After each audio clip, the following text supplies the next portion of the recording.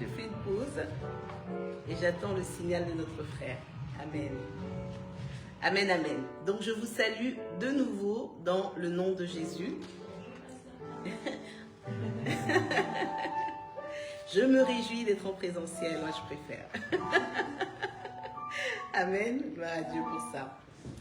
Alors nous allons sans plus tarder passer au message dominical, au message du Seigneur, celui qu'il veut nous donner ce matin. Et nous allons parler du don le plus important que Dieu peut faire à un enfant, c'est le don de la nouvelle naissance. Alléluia, autrement dit le don du salut. Amen. Voilà, il n'y a pas de salut sans nouvelle naissance. Alors nous allons sans plus tarder entendre ce que le Seigneur voudrait nous dire à ce sujet. Et je suis donc allée dans le livre des Galates, l'épître des Galates, pour traiter ce sujet. Je vais vous le donner vraiment tel que le Seigneur l'a mis sur mon cœur.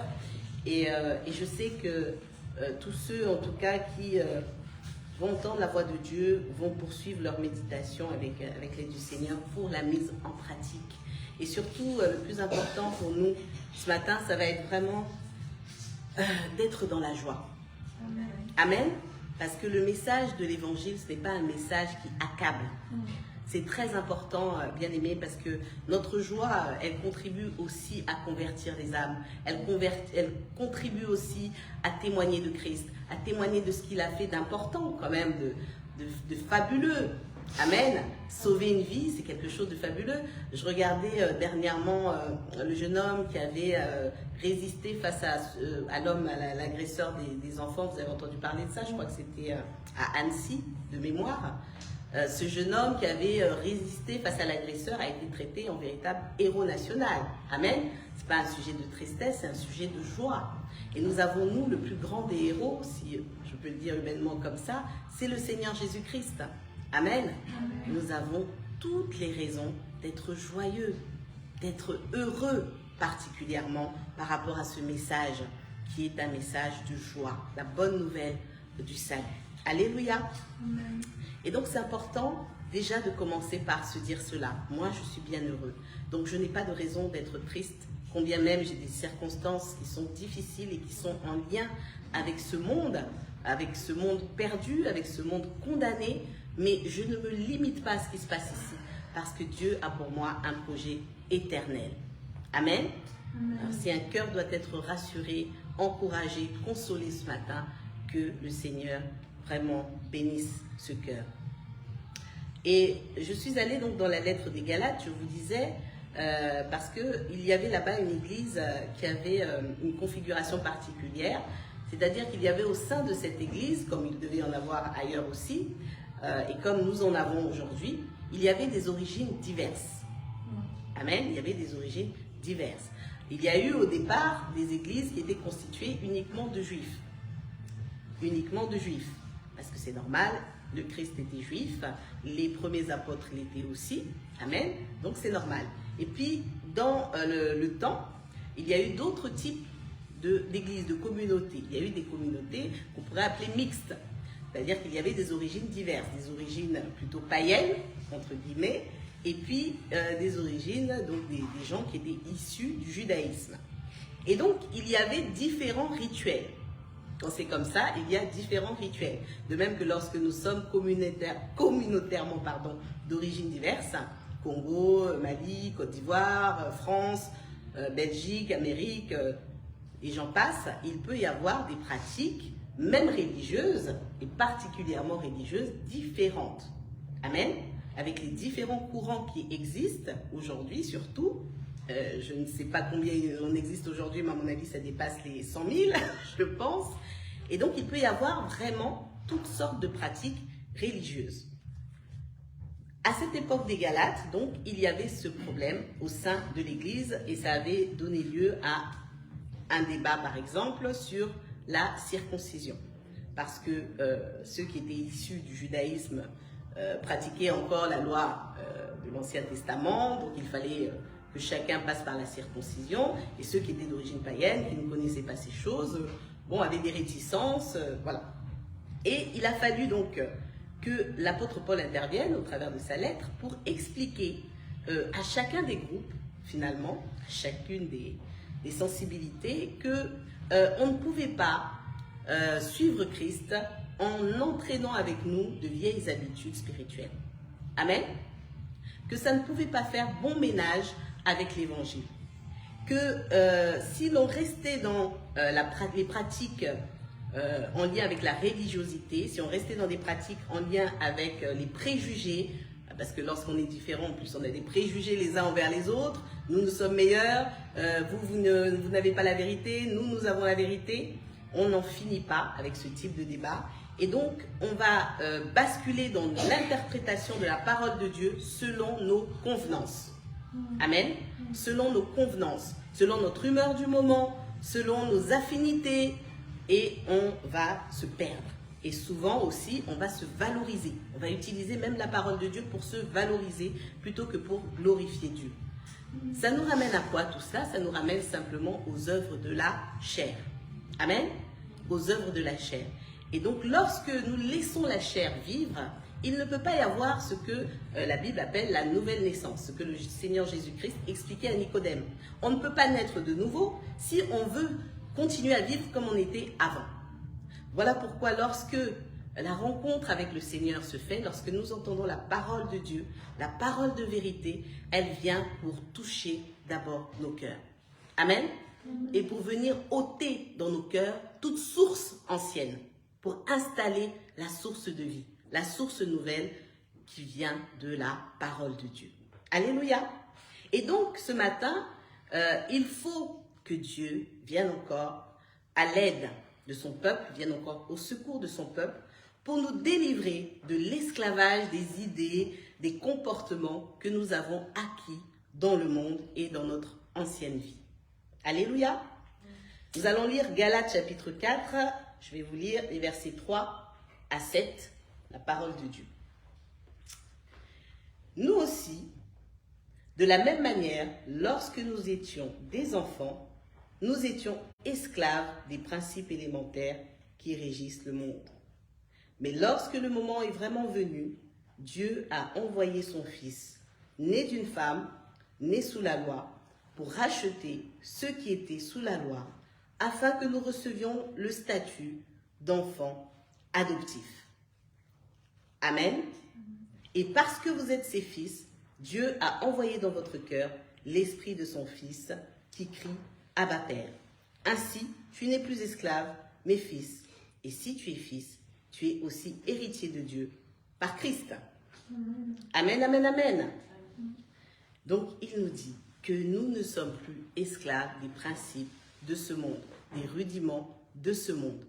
Mais s'il en est encore ainsi, ça veut dire que nous ne sommes pas délivrés et nous devons repartir à l'origine de notre conversion.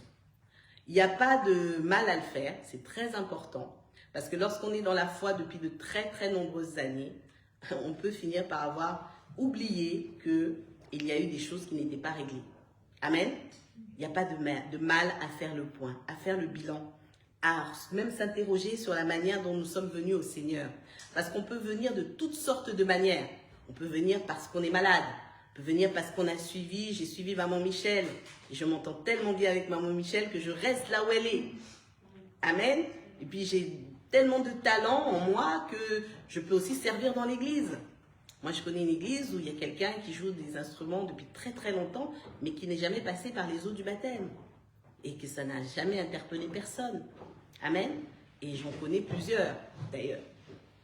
Parce que parfois, on vient dans l'église par toutes sortes de voies, à cause de toutes sortes de besoins, mais la conversion véritable ne s'opère pas. On se convertit un peu comme quand on décide d'aller au marché, je décide de prendre une orange, ou je décide d'aller habiter plutôt de quitter, je sais pas moi, Noisy-le-Grand pour aller à Argenteuil, chez Tata Artel, où je décide, voilà, on prend nos propres décisions, mais quelque part, la vie de Dieu n'est pas en nous.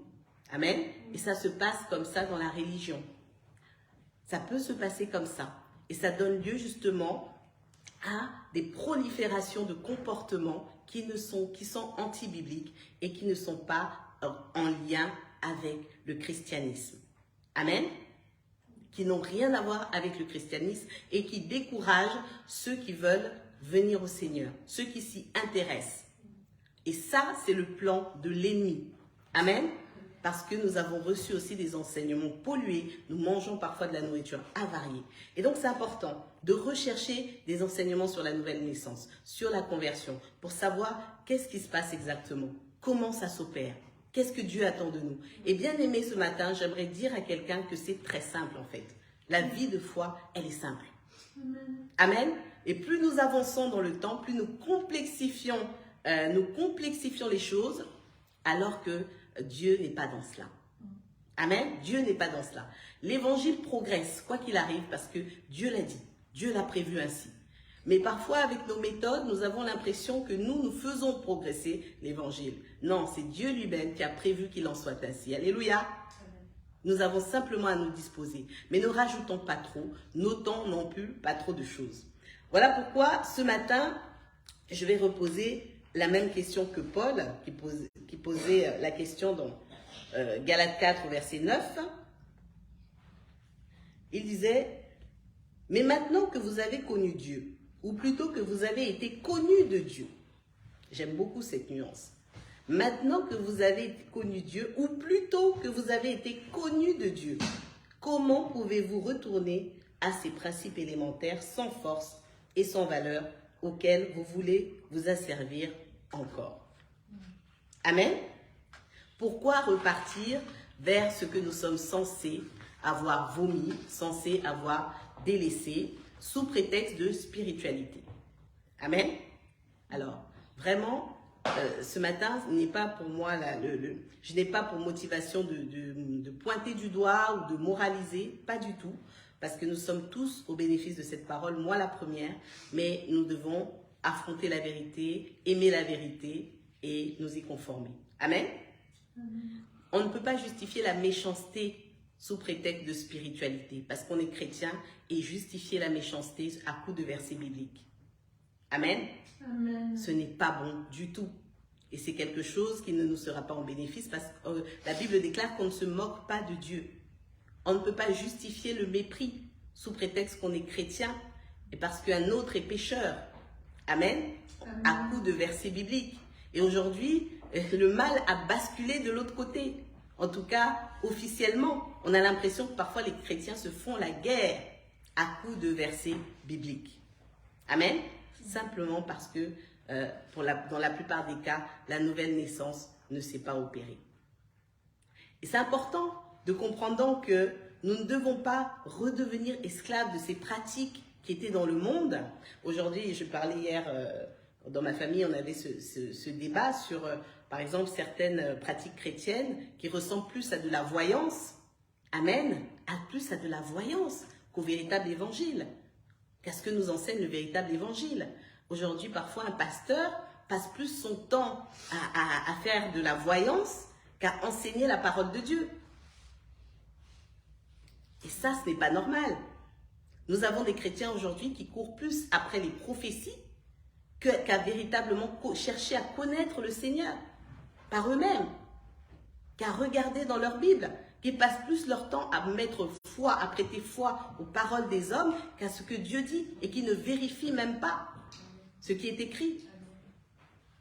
Et ça met des familles en danger. Il y a des familles qui se divisent aujourd'hui, des personnes qui adoptent des comportements qui sont diaboliques mais qui pensent être chrétiens.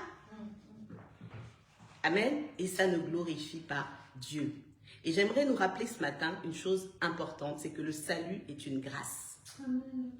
Le salut n'est pas un mérite, le salut est une grâce. Et je crois que c'est ce que Dieu nous a dit déjà au travers de tous les chants qu'il a inspirés à son Fils. Amen. Le salut est une grâce.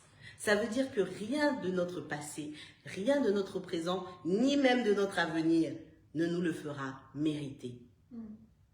Amen. Parce que tout ce que nous faisons, et nous le lisons dans la parole de Dieu, c'est par sa grâce. Et Dieu nous justifie pour qu'ensuite nous puissions vivre selon ses principes avec la force qu'il nous donne par le Saint-Esprit. Alléluia, par le Saint-Esprit. C'est le sang de Jésus qui purifie nos consciences, bien-aimés.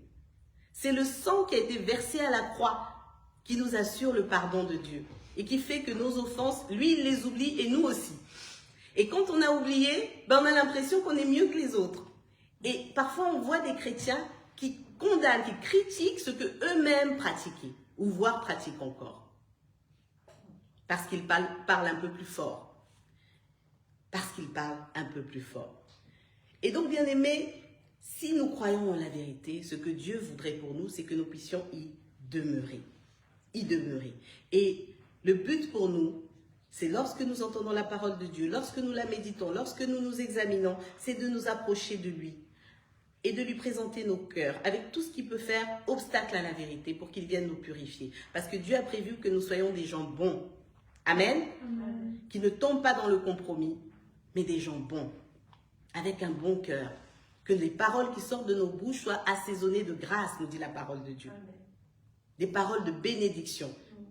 Et c'est Jacques qui dit même que est-ce qu'une seule source peut faire provenir à la fois de l'eau amère et de l'eau douce? C'est pas possible. Donc Dieu voudrait que nous soyons à son image. C'est vrai que Dieu est juste. C'est vrai que Dieu peut être impitoyable. Qu'il a une colère terrible. Mais lorsque nous regardons la parole de Dieu, il passe plus son temps à pardonner qu'à frapper. Amen. Il frappe aussi, oui. Et à la fin, tout le monde n'ira pas auprès du Seigneur. C'est vrai. Mais ce qu'il voudrait, lui, bien qu'il sache cela, sinon il pourrait tout arrêter aujourd'hui et puis dire, bon allez, je sais qu'il va, je sais qu'il n'y va pas. Mais bien qu'il sache cela, il espère. C'est tout ce qui fait sa complexité. Pour nous, on ne peut pas saisir toute la complexité du Seigneur. Parce qu'il est amour. Et c'est vrai. Il n'est pas que cela, mais il l'est véritablement. Et donc ça nous dépasse. Parce que nous n'avons pas la capacité d'être comme lui. Amen. Nous n'avons pas la capacité d'être comme lui. Et donc nous devons nous rappeler, ce que Dieu nous rappelle lui-même ce matin, c'est sa bonté, son amour. Il a fait donc cette œuvre extraordinaire pour toi, pour moi, en Jésus. Il nous a envoyé sa parole. Il est passé par son Fils, parce qu'il avait de plus cher, il l'a livré en disant « Je me dépouille pour toi. Je suis capable, moi, le Dieu Tout-Puissant, créateur du ciel et de la terre, qui règne sur l'univers. Moi, je peux recréer un univers en une seconde. Mais c'est pas grave. Je me dépouille et je viens pour toi. Je donne ce que j'ai de plus cher. Je donne une part de moi.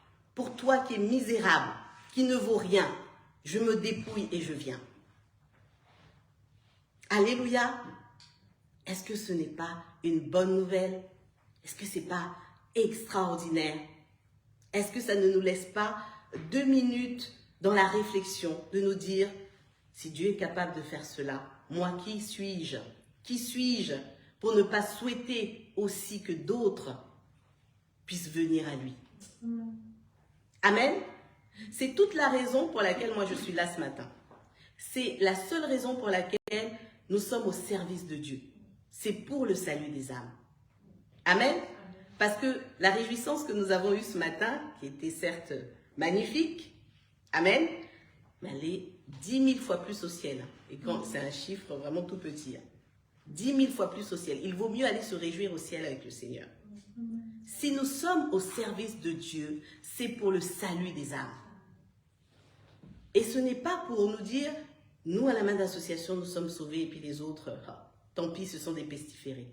Ou nous, dans l'église, je ne sais pas, de Noisy-le-Grand où j'habite, bon, nous sommes sauvés et les autres, ce sont des pestiférés. Ce n'est pas comme cela que Dieu voit les choses.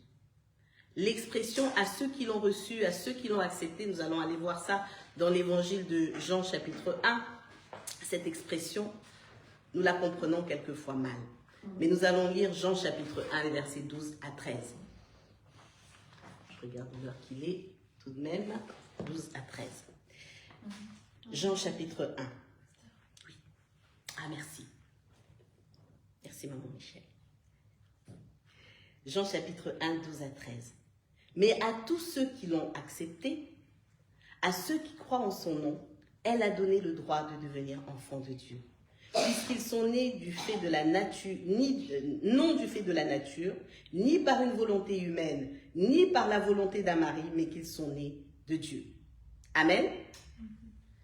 Jean chapitre 1, les versets 12 à 13 nous parle de la parole de Dieu qui est venue dans le monde. et à tous ceux qui l'ont accepté, à tous ceux qui l'ont reçu, elle a donné le droit de devenir enfant de Dieu. Ce n'est pas une expression préférentielle, le ceux qui l'ont reçu, ceux qui l'ont accepté. Ce n'est pas une expression préférentielle. C'est simplement, en fait, pour dire que la parole de Dieu, elle se reçoit par la foi. Amen. Elle se reçoit par la foi. Ceux qui l'ont entendue, c'est ceux vers qui elle a été envoyée. Elle a été envoyée. Et grâce à toutes les conditions que Dieu met en place, nous avons le bonheur de voir Jésus face à face. Parce qu'il ne faut pas oublier qu'il y a des intercesseurs. Il y a beaucoup d'ouvriers.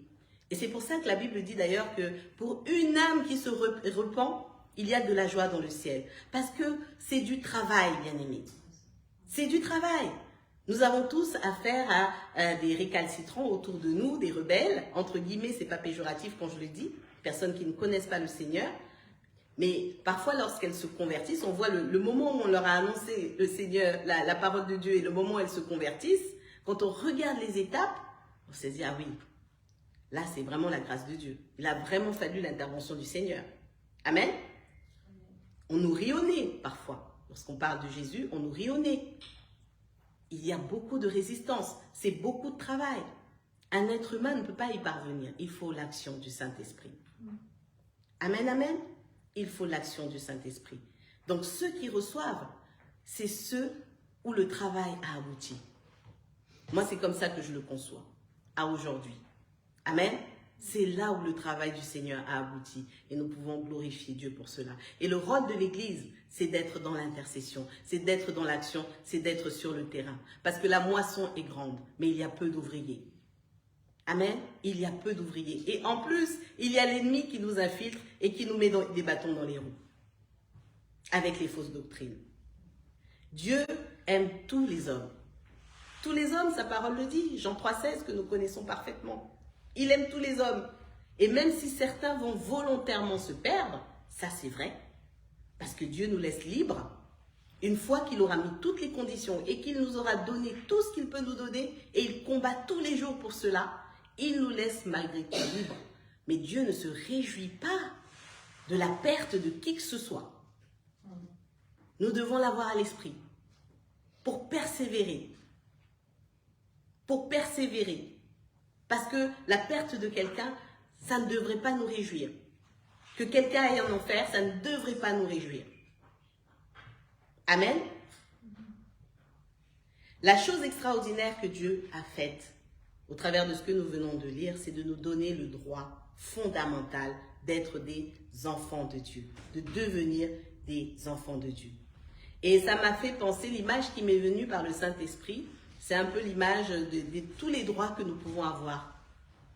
Le droit de vote, par exemple. Amen. Le droit de vote à l'échelle humaine ou une adoption. Voilà, on adopte un enfant. Est-ce qu'on le rejette parce qu'il s'est mal comporté? Une fois que cet enfant devient le nôtre, est-ce qu'on le rejette parce qu'il s'est mal comporté? Est-ce qu'on cesse de l'aimer parce qu'il s'est mal comporté? Bien sûr, on ne pourra pas lui sauver la vie s'il décide de se mettre en danger, mais est-ce qu'on cesse pour autant de l'aimer? Est-ce qu'on cesse pour autant de lui faire du bien? Est-ce qu'on cesse pour autant de chercher, parce que le véritable amour, c'est de vouloir ramener la personne sur le bon chemin. Est-ce qu'on cesse de le faire? Voilà la question qu'on devrait se poser. Nous qui sommes les enfants de Dieu, nous qui avons reçu ce droit, est-ce qu'on cesse, est-ce qu'on baisse les bras en se disant « Fou, mon fils, il se perd là-bas, moi je dors tranquille la nuit, moi je suis tranquille, je suis dans ma maison ». Est-ce qu'on est heureux de cette situation lorsqu'on a un enfant qui se perd, bien aimé? Ce n'est pas possible. Nous sommes donc bénis. Ce droit que Dieu nous donne, c'est une bénédiction. Amen. C'est une bénédiction. Il ne faut pas le voir comme un critère de préférence. Ça, c'est vraiment un terme qu'il faut bannir de notre vocabulaire, de notre cœur, parce qu'on ne le dit pas, mais on le pense bien souvent. Et c'est important, vraiment, de comprendre que le salut, c'est un sujet de joie. Ce n'est pas un sujet de vantardise. Amen. Ce n'est pas un sujet de vantardise, c'est un sujet de joie, et c'est une joie qui va être communicative. Et c'est pour ça d'ailleurs que David disait dans le psaume 51, dans sa prière de repentance, « Rends-moi la joie de ton salut ». Et j'aime bien cette précision. Pas de mon salut, de ton salut. Parce que le salut vient de Dieu. Alléluia. Et donc le salut rend joyeux. Il n'y a que le péché qui ôte la joie du salut. Et c'est contre ça que nous devons nous prémunir. C'est contre le péché que nous faisons la guerre. Amen. Pas de compromis avec le péché. Pour que les autres, devant qui nous témoignons, puissent être inspirés et nous imiter. Parce qu'au travers de nous, ils imitent Christ. Amen. Amen. Amen. Mais il n'y a pas de sujet de se glorifier, de se vanter. Parce que c'est Dieu qui a tout fait. Et Dieu n'est pas un tortionnaire sadique qui dit oui aujourd'hui, dit non demain. Dans la relation que nous avons avec le Seigneur, celui qui est fidèle, c'est lui. Amen. Amen. Le seul infidèle, ce sera toujours nous. Dieu s'appelle fidèle et j'invite chacun après à aller voir la définition pour que nous puissions comprendre véritablement que nous pouvons compter sur lui. Amen. Nous pouvons compter sur lui et que nous puissions comprendre la dimension de son amour. J'ai été vraiment enseignée par le Seigneur depuis pas mal de temps par rapport à cette pensée parce que j'ai pu assister de près ou de loin à ce que Dieu fait dans la vie de personnes qui ne le connaissent pas. Amen. Dans la vie de personnes qui ne le connaissent pas, des miracles extraordinaires, des choses extraordinaires que parfois même un enfant de Dieu ne vit pas. Amen. Et ça m'a beaucoup édifié sur la méconnaissance de Dieu que nous pouvons avoir en tant que chrétiens. Et nous devons vraiment faire attention, être vigilants par rapport à cette pensée qui dit que les premiers peuvent devenir les derniers. Je le dis comme ça en tout cas. Parce qu'il ne faut pas penser que lorsqu'on a beaucoup reçu, ça nous donne le droit d'être, c'est le pasteur Guy qui dit souvent être plus royaliste que le roi. Amen. Dans notre relation avec Dieu, l'infidèle, ce ne sera jamais lui. Nous avons donc toutes les raisons, bien aimés, de nous réjouir pour nous-mêmes. Concentrons-nous sur nous. Alléluia. Sur notre relation avec Dieu. Sur l'amour qu'il a pour nous et sur l'amour que nous devons lui manifester. Sur cette relation que nous devons bâtir pour qu'elle puisse bénir nous, mais bénir aussi tout notre environnement. Alléluia. Nous sommes attachés. Vraiment, c'est une grâce que de le connaître parce que nous nous attachons à l'être le plus parfait qui existe. Le plus parfait, c'est un qualificatif petit, hein, vraiment parce que pour le décrire, on aimerait trouver la formule adéquate. Tant il est merveilleux, tant il est grand. Moi, je vous témoigne dans les moments parfois très difficiles. Il m'est arrivé des fois des moments, je le confesse, parce qu'il faut être vrai devant Dieu, des moments où je me dis, bon Seigneur, j'abandonne. Écoute, après tout, là ça marche pas, là ça marche pas. Bon, j'abandonne, je fais comme les autres. Moi, je suis très attachée à toi, Seigneur, mais là ça marche pas, là ça marche pas. Et puis, Dieu ne te répond pas. Quand c'est comme ça, Dieu ne te répond pas. Il est bon, notre Dieu. Il te laisse libre. Tu n'entends rien. Mais quand tu t'assois, quand tu as goûté à la source merveilleuse qui est Jésus-Christ, tu t'assois, tu fais le pas, tu fais ta valise, comme dans un couple. Hein. Tu fais ta valise, tu ouvres la porte, tu commences à sentir le vide. Tu te dis, bon Seigneur, je m'assois, je n'ai que toi, je n'aime que toi. Où irai-je? Alléluia. Où irai-je? Et quand tu t'assois, là Dieu vient te parler, il te dit, tu as compris, maintenant fais-moi confiance. Amen. Et son amour en toi grandit encore, et ta foi grandit encore. Parce que Dieu est bon. Il ne va pas venir te taper parce que tu as eu un moment de doute. Non, parce que quand tu te repens, il revient. Il n'est jamais très loin, il se tait juste, il t'observe. Amen. Il sait que la chair en toi bouillonne. Que Dieu nous aide. Que Dieu nous aide à avancer dans la crainte de son nom, à lui faire davantage confiance. À lui faire davantage confiance. Vous savez, j'avais aussi cette autre illustration, et puis j'aurai terminé bientôt. J'avais cette illustration de cette dispute qu'on pouvait avoir quand on était jeune, entre frères et sœurs, où avant la dispute, on s'est offert un cadeau, et dès qu'on se dispute, c'est « rends-moi ce que je t'ai donné ». Rends-moi ce que je t'ai donné. Amen. Dieu n'est pas comme ça. dans la relation qu'il veut bâtir avec nous, lui, il est fidèle. Amen. Et il se bat pour nous enseigner la fidélité, pour bâtir avec nous une alliance éternelle. Ça, c'est le désir de son cœur. Ça, c'est le désir de son cœur. Et Dieu aime ceux qui partagent son projet, ceux qui ont sa vision, ceux qui adoptent sa vision. Là où Dieu envoie des missionnaires, parfois dans des zones très très complexes, c'est pour annoncer sa parole. C'est parce qu'il se soucie de ceux qui sont dans les tréfonds de la terre, qui n'ont pas accès à l'évangile, qui sont dans des coutumes barbares. Dieu veut aussi les sauver. Et il envoie ses serviteurs là-bas parfois au péril de leur vie. Mais parce que Dieu veut sauver. Amen. Parce que Dieu veut sauver. Et c'est ça qui est le plus important. C'est pas de penser que nous sommes sauvés et pas les autres, et donc, moi je suis meilleur. Que Dieu nous épargne, que Dieu nous protège de cette attitude qui n'est pas la bonne. Amen. Que Dieu nous protège, nous pardonne si nous avons une fois ressenti cela, mais vraiment relevons-nous avec la joie dans le cœur parce que nous avons été libérés pour nous-mêmes être sauvés et pour annoncer le salut à tous ceux qui sont dans le besoin. Pour conclure, nous allons lire ce que dit le Seigneur dans Ézéchiel 18. Ézéchiel 18. Je recherche rapidement. Excusez-moi, c'est important.